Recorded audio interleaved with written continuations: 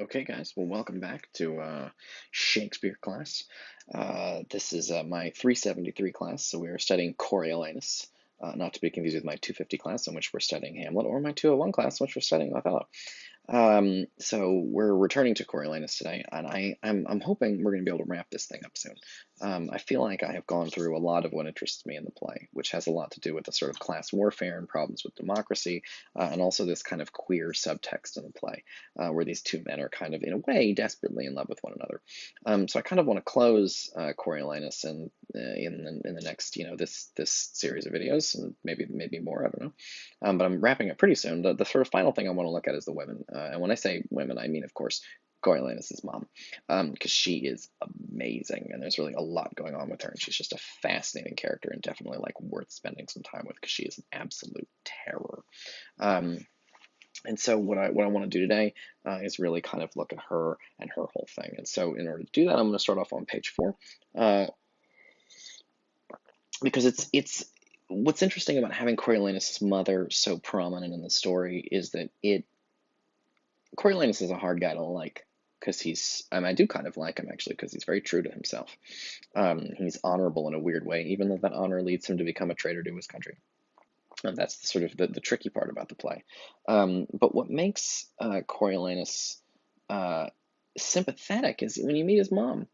You kind of understand why he would be the way that he was. And if I had a mom like Coriolanus's mom, I probably wouldn't have come out to be a really nice guy either.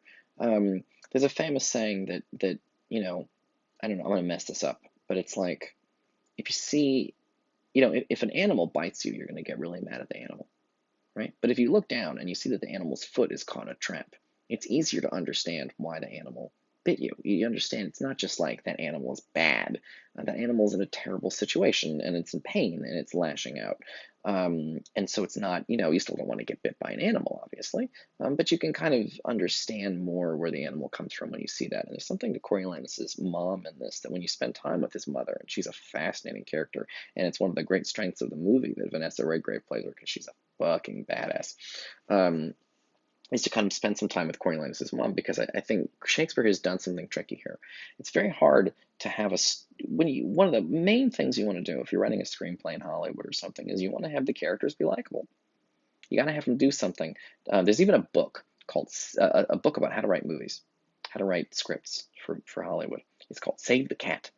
And the title is goofy, right? Why would a book about screenwriting be called Save the Cat?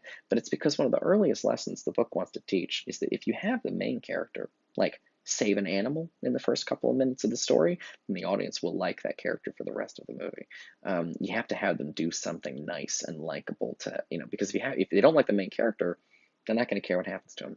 And if they don't care what happens to him, then they're not going to want to watch the movie. So you got to have likable characters. And Shakespeare has written a lot of plays and has a lot of likable characters.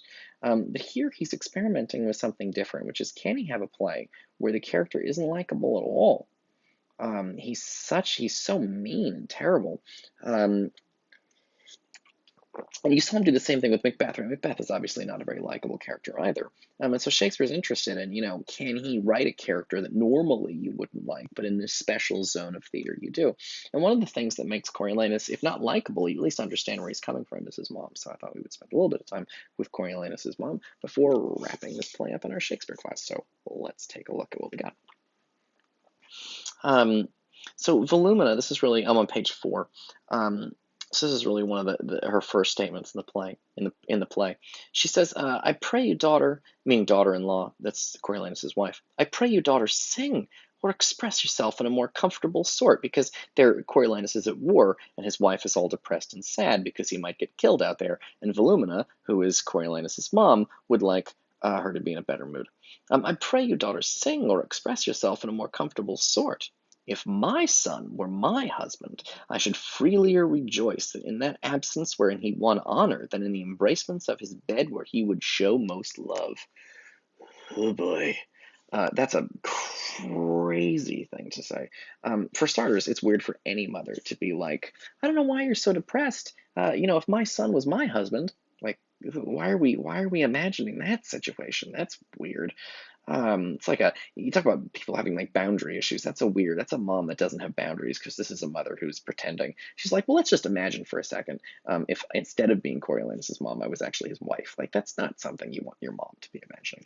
And then she says, right? She says that but he says if I were Coriolanus's wife instead of his mother, I should freelier rejoice in that absence wherein he won honor than in the embracements of his bed where he would show most love. Meaning, I would be happier if I was his wife. I'd be happier to have him away at war than at home having sex with me. So already this is some weirdness for Coriolanus's mother to be imagining having sex with her son. There's a lot of boundary issues there. Um, but it's also interesting that she loves war so much that she'd rather have Coriolanus be away from home um, at war. She says, if I was his wife, I'd be much more excited to have him fighting in war than being in a bed and having sex with me. And the reason is because this is Roman society, and Coriolanus's mother, like a lot of Romans, thinks honor is more important than pleasure. And so if you're at home having sex, that sounds like more fun. But you're not, the fun thing isn't supposed to be the manly thing to do. It's supposed to be honor and fighting and battle and nobility and, courage and all of these things. And you can only get that on the battlefield. Whereas if you're just at home, it's just pleasure. And that's seen as something maybe bad or dangerous or unpatriotic or whatever. It's not the kind of thing that builds empires. It's just pleasure for you personally. Whereas if you're out in war, the sacrifice and doing all these big dangerous things to help other people, it's supposed to be like, and also you're not just other people, it's selfish too, because if you do these brave things, then your name will live forever. This is a important part about Roman culture that's worth remembering is that they tended to see things. We tend to live in a society where it's like, how can I have the most fun possible before I die? But they lived in a society that was much more like, I need to be famous so that my name will live on forever. And Coriolanus is trying to achieve that fame in war. And so his mother is sort of very excited for him to be there. Um, all right, so let's take a look at this. So that's already a pretty crazy. And by the way, that's like, the second sentence his mother says is, if my son were my husband, I'd rather have him be at war than having sex with me. It's so bonkers. When he was but tender bodied and the only son of my womb, when youth with comeliness plucked all gaze his way, right? When he was my only son and when he was beautiful, um, when for a day of kings' entreaties a mother should not sell him an hour from her beholding, right? She says like when my son was young and beautiful and perfect, and moms don't at that age when moms want to be close to their sons, I, considering how honor would become such a person, that it was no better than picture-like to hang by the wall if renown made it not stir, was pleased to let him seek danger where he was like to find fame. Right, so that's the like she says right that it's one thing to sort of pretend to care about these things, um, but she sent him away at an age when most mothers want to be with their sons. She sent him away to war so that he could get fame and power, and get fame so that his name would be known forever. It's a big thing Romans cared about. It's also worth pointing out there's two different. You always got to kind of hold in your mind separately the words Shakespeare wrote on the page and then what comes out in the movie version because they're slightly different.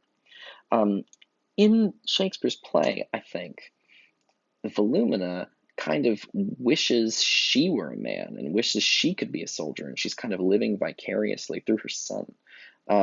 That's true in the movie, but one of the interesting things the movie does is that when she shows up in uniform for Coriolanus's honors, she used to be a soldier. So that in the movie version, what she's doing is reliving her younger days, when Volumina in the play, through Coriolanus, is getting to live a life through her son that Roman society would not have allowed her to have because she was a woman. So, all right, it's an interesting detail. The movie just does it. I think it's a smart way to think about Volumina's characters. What if she was a former soldier, which could be true. I can definitely see her as a former soldier if this was a modern play. But of course, in the ancient Roman setting, she would not have been allowed to be a soldier. So, okay, I'm gonna stop with this video. We'll pick it up with the next one.